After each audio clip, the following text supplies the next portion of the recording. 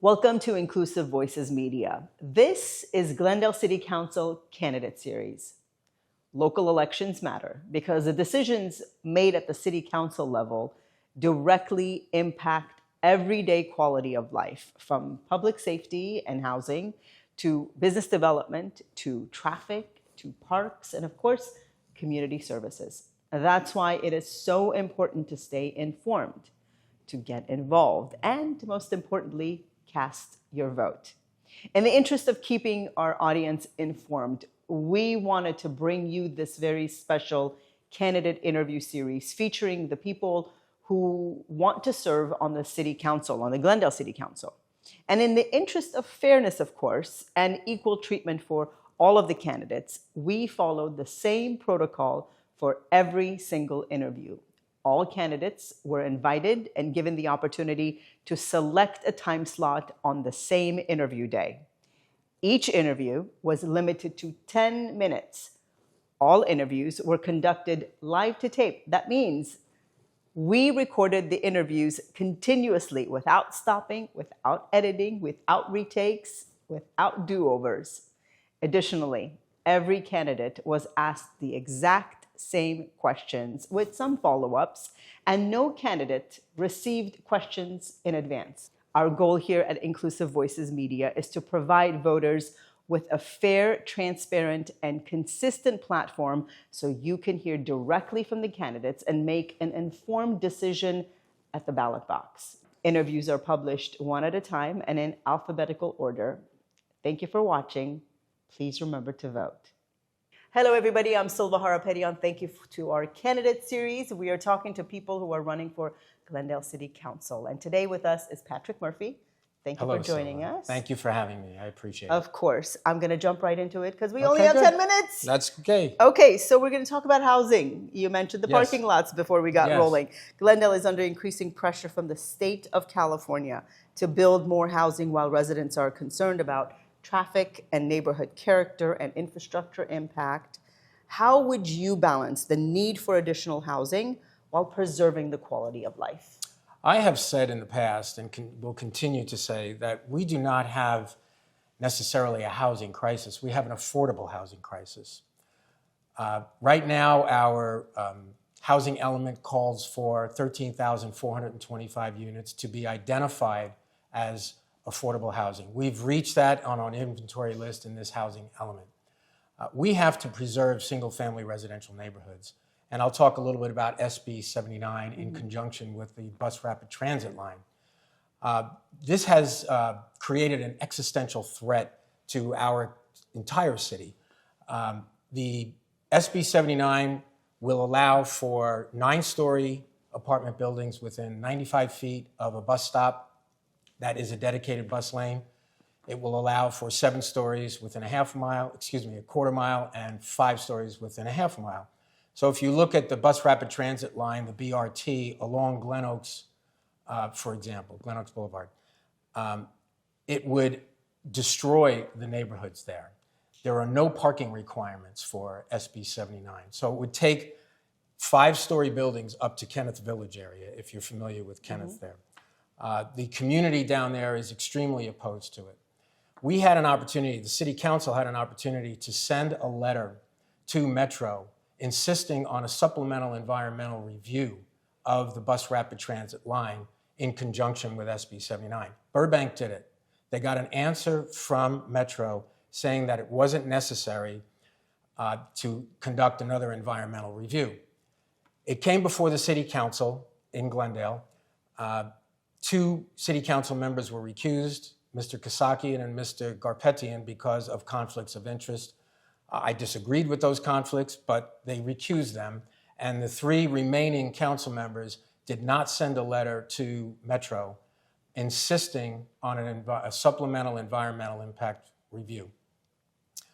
That's a problem. That really is a problem. And Mr. Brotman said, we don't need to send the letter because we already know the answer. Well, the reality of it is we should send a letter, and we should join Burbank, and we should push back on Metro, because the environmental review that was done for the BRT was many, many years ago, and it was not contemplated with SB 79. So from a housing perspective, I don't subscribe to enforcing housing and removing local zoning codes in our city. So I think we should fight back on those issues. What kind of power does the local council, local government have, considering these mandates are coming from the state, and also that the BRT line was, like you said, many, many years ago? What control do the council members or do we locally have to make any changes? There were five cities. There were 5 cities in Southern California that sued the state over SB 9 and SB 10. They won in the lower courts. And during the appeal process, the state of California appealed the decision of the win of those 5 cities. During the appeal process, the state legislature changed the law to overcome the judgment that was passed down by the lower courts. So basically made that judgment moot. It didn't matter anymore. We have a problem with Sacramento.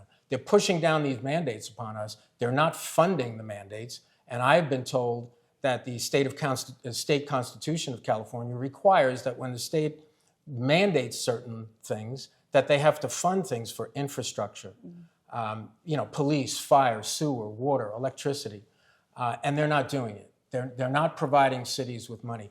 The city of Los Angeles came out against SB 79, and Governor Newsom ignored that and signed the bill anyway. So we need to join with other cities to push back on Sacramento and let them know that one size doesn't fit all. This leads me to the next question, which pushing back requires some funding, some money, some lawsuits, all of the above, which some other cities have explored. We have a budget issue in Glendale, or at least have been facing significant budget pressures, and must make difficult decisions involving reserves, hiring freezes, and deferred capital projects. What are your top spending priorities, and where would you reduce costs if revenues continue to decline further? Our budget went from $840 million in 2020 to $1.3 billion in 2024. That's a 56% increase when inflation during the same period was 21%. It's a problem.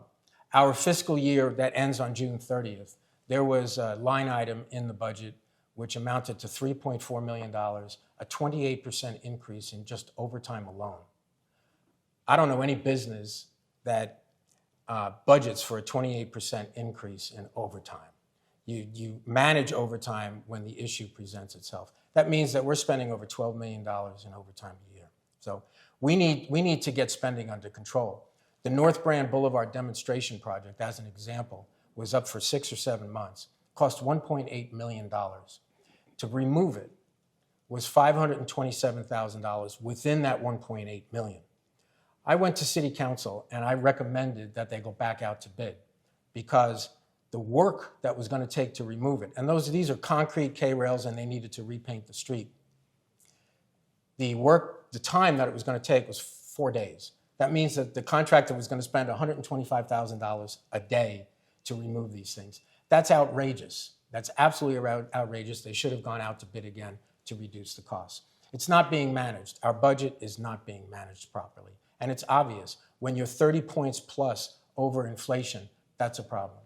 So spending priorities, of course, are public safety. I wouldn't cut back on that. The fire department needs help.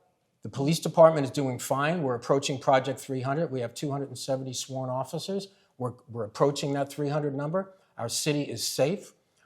Traffic enforcement is increasing. I spoke with Chief William last week, and he told me that traffic citations in the first quarter of this year versus the first quarter of 2025 are up approximately 20%. That's good. He's putting his policies in front of the rank and file, and they are responding. They're doing a great job, but the fire department needs help, and we need to start paying attention to the fire department. What other priorities would you have as far as funding is concerned and spending is concerned? Other than public safety? Yes. Well, I would cut back. You know where I would cut back on certain things. Yeah. In terms of spending, I think arts is important. I have not dug into the first session on the budget deliberations last week. We've got 2. Okay. But I think the arts and libraries are very important. Yeah. You know, there are a lot of people in our city that don't have computers. And so to remove funding from arts and libraries, that's an issue in my view, particularly for children.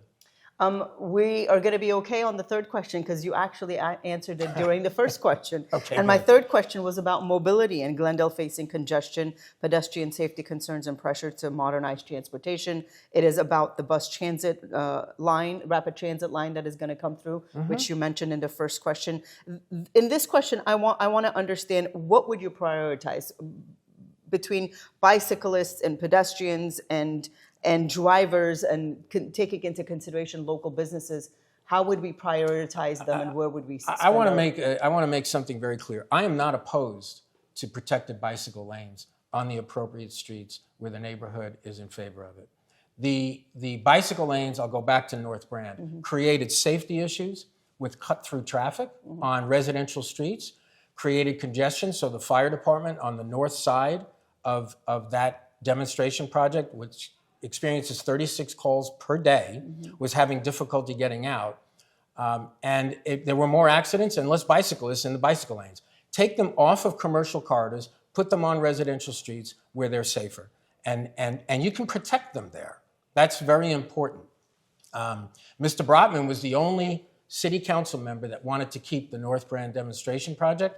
And Mr. Alec Botrasov, who was also running for council, also wanted to keep it in place. It was dangerous. And I saw bicyclists riding in the street and not in the bicycle lanes, because the bicycle lanes were dangerous because of all of those commercial driveways. So put them on the right streets, put them in the right area, and let's be smart about this. Let's not just do it on commercial corridors where the optics are trying to convey something. Thank you so much for being here. Thank you for having me. We appreciate you. And 10 minutes goes by fast. Yeah, it sure does, especially with me speaking. I've said that to all of the candidates because I want to hear more about these issues. I want to give you an opportunity to tell our viewers and listeners and readers where to find information about your campaign. Well, thank you very much. So it's patrickmurphyforglendale.com. You can reach me there. You can send me an email. You can also call me. My telephone number is area code 818-259-1444. I'm happy to speak with anyone about any issue associated with Glendale. So thank you very much, and thank you very much. Thank you for joining us. Okay. I'm Silva Harapetian. We'll see you next time.